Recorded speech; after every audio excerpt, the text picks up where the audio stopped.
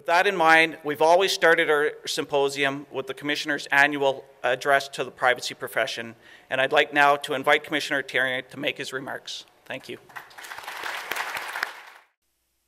A year or so after being appointed as Privacy Commissioner, with some mixed views and reactions, but I hope that not only I've met expectations and silenced critics, but that there is some hope that the Privacy Office will continue to be a leader in privacy protection in Canada. That's certainly my intention.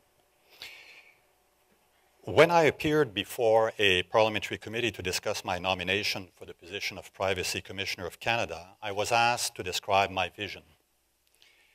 I said that during my mandate, my goal would be to increase the control Canadians have over their personal information. And so one of my first initiatives after assuming the role was to launch a priority-setting exercise that would guide the discretionary work my office does towards realizing this vision. Among other things, we held focus groups across the country to gauge what average Canadians think. And at one of these focus groups, a woman stood up. She had an idea. Canada, she said, should appoint someone responsible for protecting people's privacy. Well, ladies and gentlemen, between me, my provincial counterparts, and all of you, it would seem that we're slightly ahead of the game. I'm very happy to be here today among fellow privacy advocates for the annual IAPP Privacy Symposium. Clearly, our work is not always known or fully understood. But over the last year, I can honestly say that I've been very impressed by your dedication to improving privacy protections for consumers.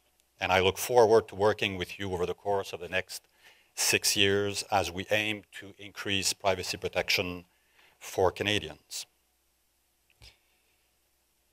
So thank you for the invitation to speak with you today. The bulk of my remarks will be about the privacy priorities that we have defined in the OPC after some amount of consultation and reflection.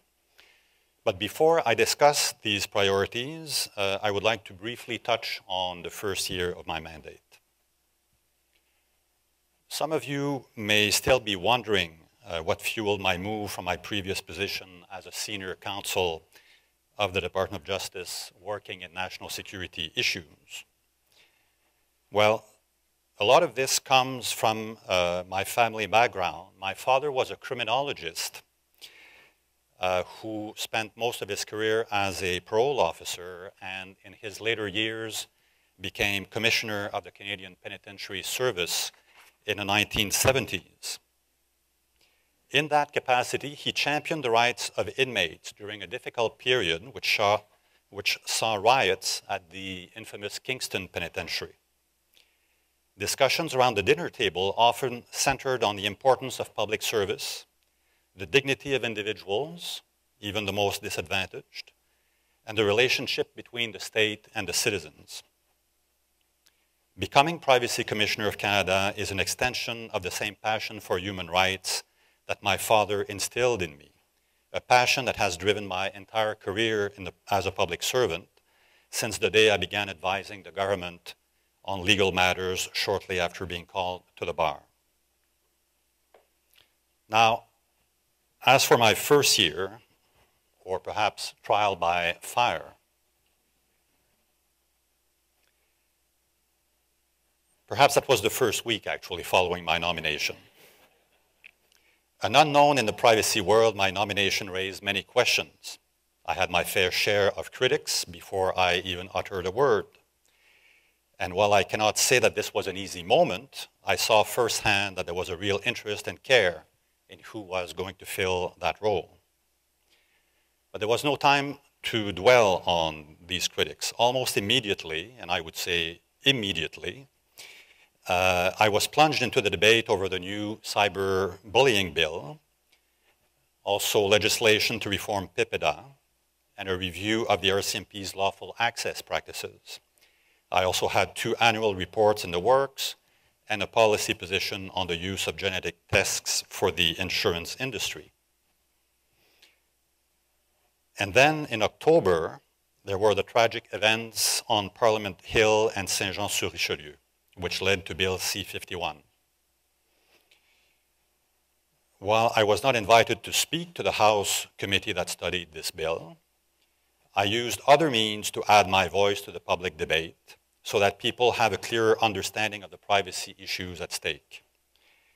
And although the bill was largely unamended, as Chris suggested, public support for it waned, and I hope that further debate will have an impact on politicians in the longer term. As my new colleague Liz Denham said to me early after my appointment, this is not a sprint, it's a marathon. And although comments made on Bill C-51 and other issues have indeed not led to any significant changes to that particular bill, my hope and belief is that with more public debate, politicians will pay attention. At the end of the day, I expect to be judged on my actions. So far, I hope they show that I'm thoughtful and thorough, that I like to offer concrete solutions, and that I'm outspoken when necessary and have an independent mind. And for those of you who have followed or perhaps even participated in the priority setting exercise, I hope you will also have taken note that I'm somebody who very much favors consultation and collaboration. Which brings us to the heart of my talk today, the new strategic priorities for the OPC. The priority setting exercise began with a vision to increase the control Canadians have over their personal information. This is perhaps a lofty goal in the age of big data, but that is our overall goal. Certainly, the digital age has brought huge social and economic benefits, from scientific innovation and marketing efficiencies to increased convenience and opportunities for individuals. Among these opportunities, ease of access to knowledge and communicating with new people, thus broadening our horizons. But it has come at a cost. Increasingly, individuals who want to participate in the digital economy are being asked to close their eyes, hold their noses, and click "I accept." It should not have to be that way.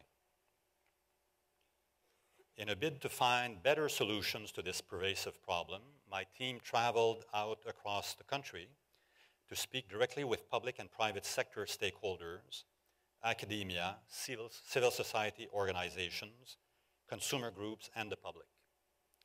Through focus groups and roundtable discussions, we sought opinions on 6 privacy themes that come up frequently in our work at the OPC.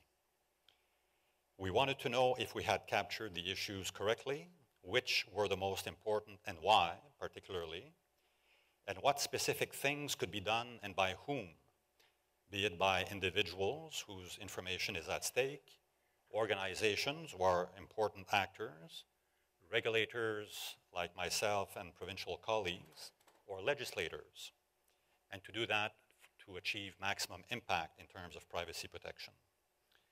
The exercise was extremely insightful. It gave us a much more fulsome understanding of the concerns of different groups and a better sense of where my office should focus its energies. Today, I'm giving you a preview, a detailed preview of the priorities of the office.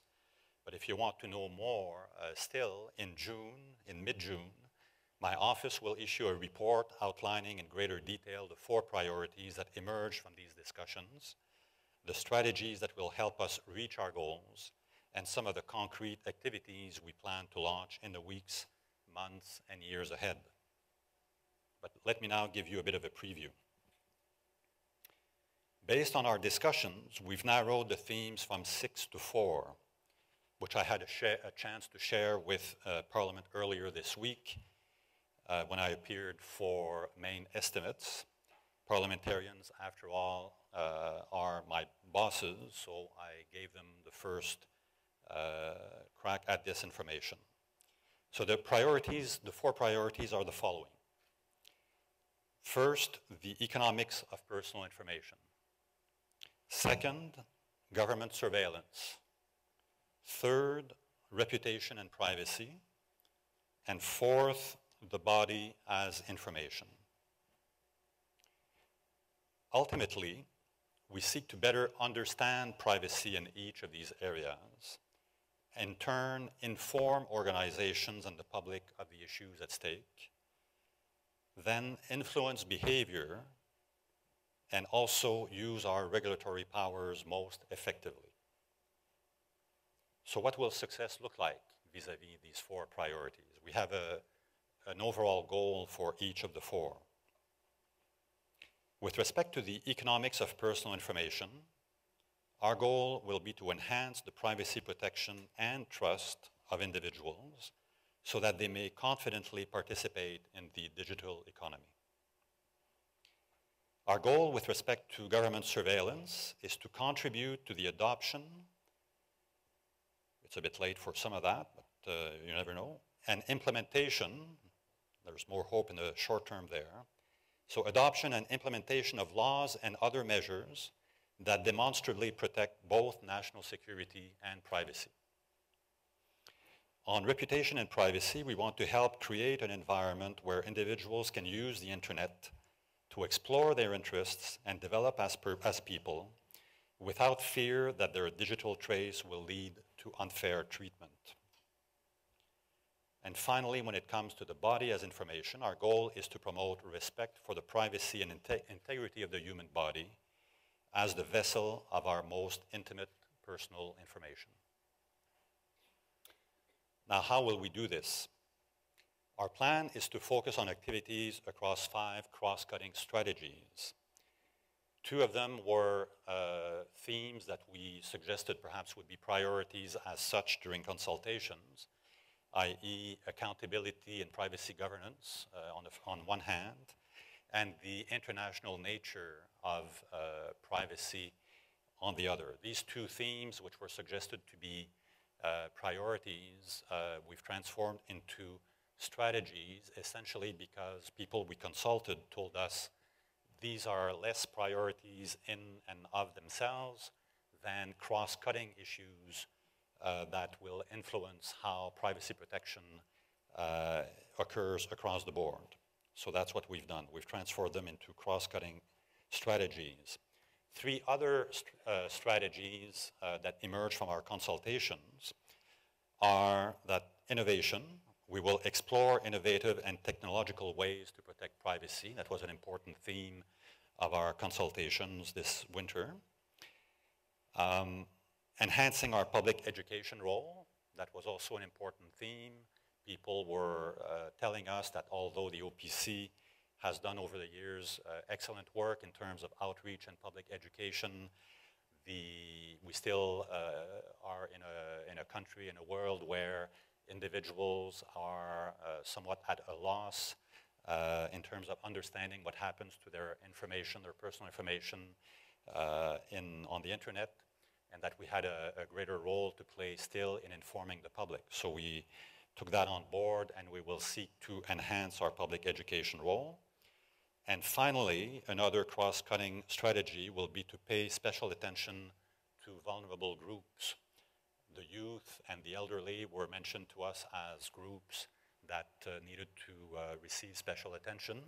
So we will do that, and there may be more. New citizens, handicapped people perhaps would be among those that we will try to assist particularly. To make good on our priorities, I intend to ensure we make full use of the tools, resources, and authorities at our disposal. And where we see gaps, we will not hesitate to press for legislative changes. Let us now delve a little bit into the priorities a little further. So the first priority is the economics of personal information. That theme certainly provoked some of the liveliest debates among both the public and stakeholders that we spoke with. Some stakeholders felt that the power relationship skews currently in favor of industry, And since being online is becoming less of a choice for individuals, that more regulation is needed. Others emphasized the benefits of the online business model, such as access to free and innovative services, convenience, economic growth, fraud prevention, and economies of scale.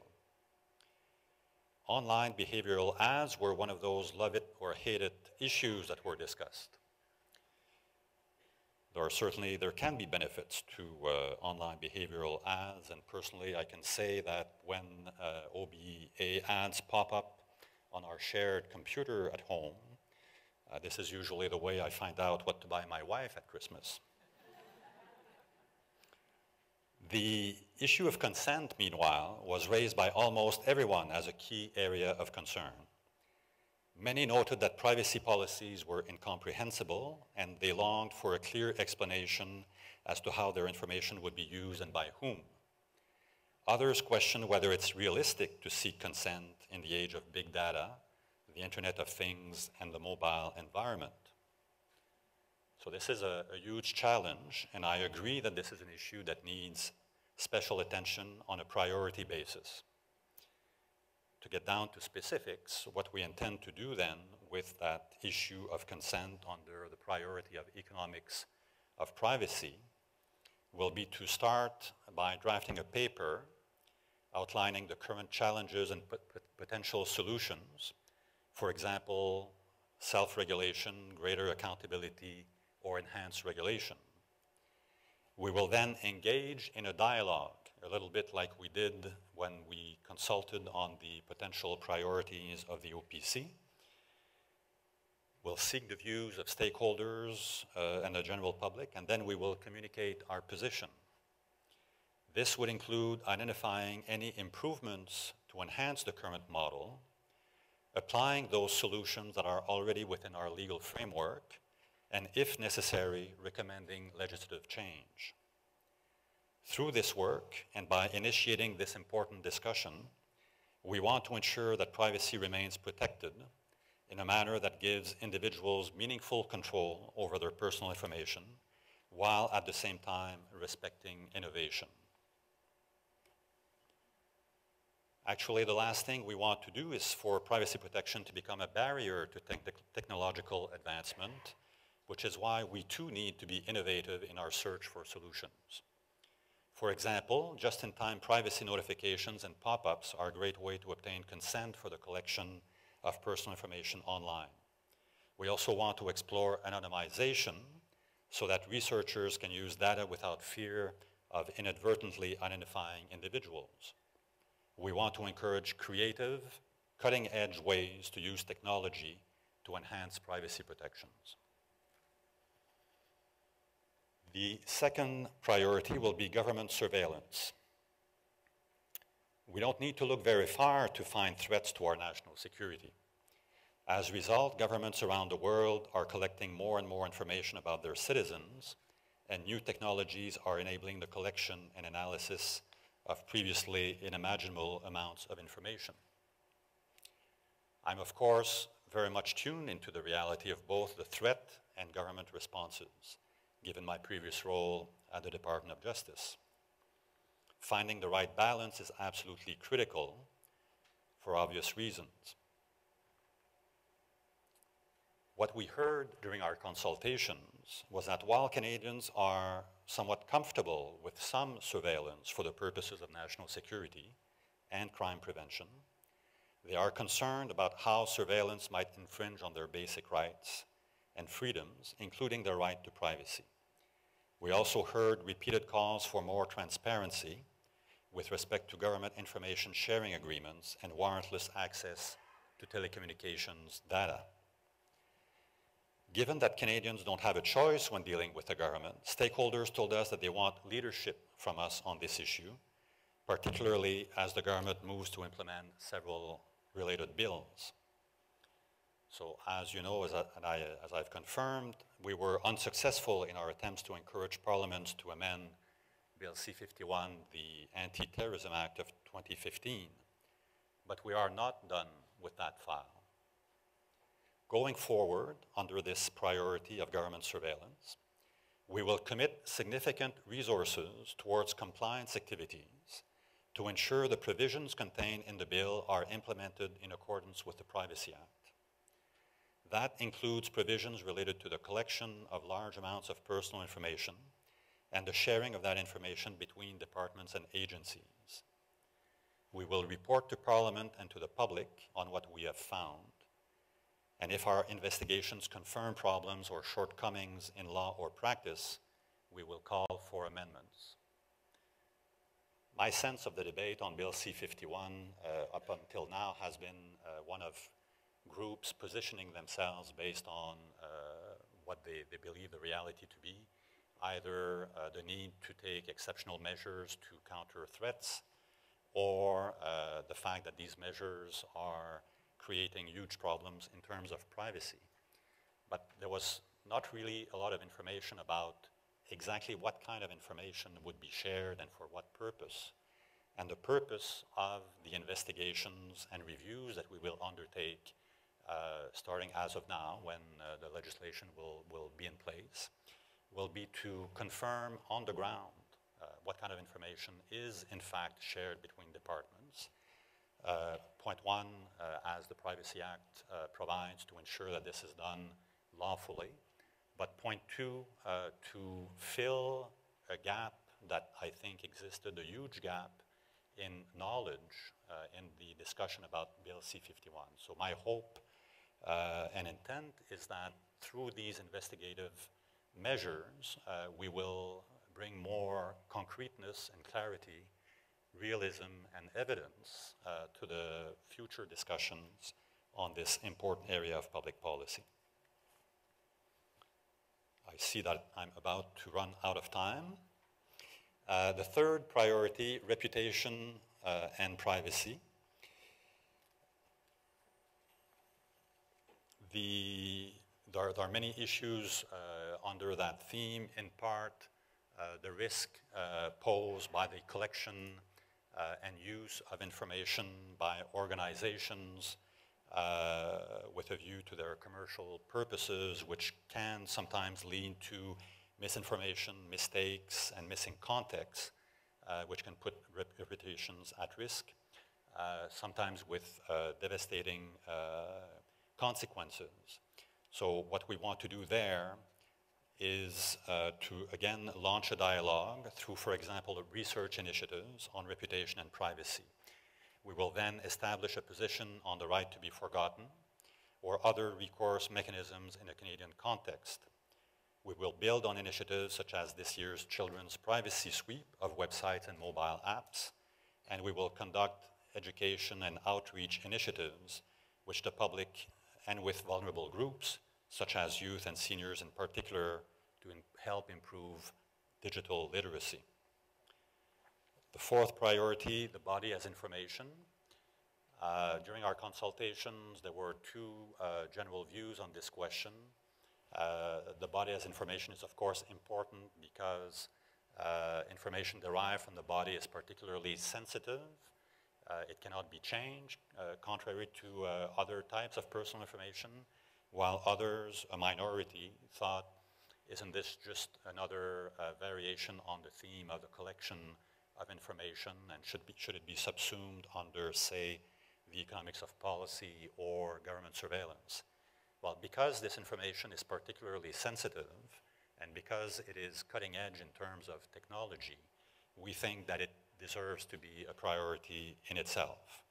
And here we will essentially research the area, try to develop new relationships with technologists and others to understand not only the risks created by these technologies, but hopefully how technology can assist in providing greater privacy protection.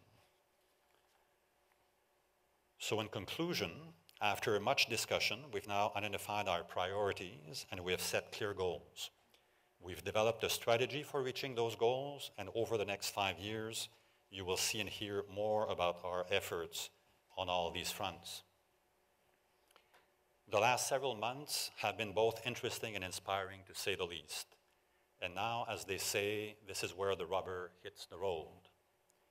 I am energized when I think of the path ahead, and I very much look forward to working collaboratively with all of you in this dynamic field to produce the kind of concrete results that will give Canadians more control over their personal information. Thank you.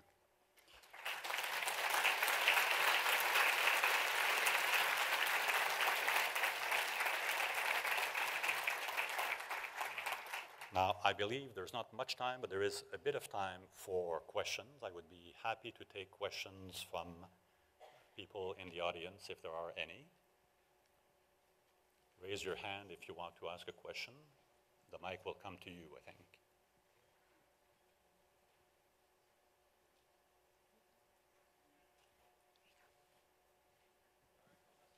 Hi. Thanks, Daniel, for your presentation. David Elder speaking, Stikeman Elliott. As you know, I also have a role with the Canadian Marketing Association. I'm obviously very interested in one of the priorities that you identified, that being economics of personal information. And I think I heard you say that the way it would play out was there would first be a paper developed, which would then be shopped around to interested stakeholders. I'm wondering whether there's going to be any sort of pre-consultation or input from interested stakeholders as that paper is being drafted. Will certainly be influenced by discussions that occur everywhere about privacy issues, where the OPC attends conferences and symposia with private sector and others as we develop our paper. The bulk of the consultations would take place after the paper is prepared. It is very much a consultation paper, so we're not going to come in with predetermined views. And as the priority setting exercise, I hope, showed, we will reflect what we have heard. I hear you. There will be some consultation during the preparation of the papers, but it will be mostly after, and we will obviously need to give sufficient time for these consultations to occur before positions are actually developed by the office. So I take your point.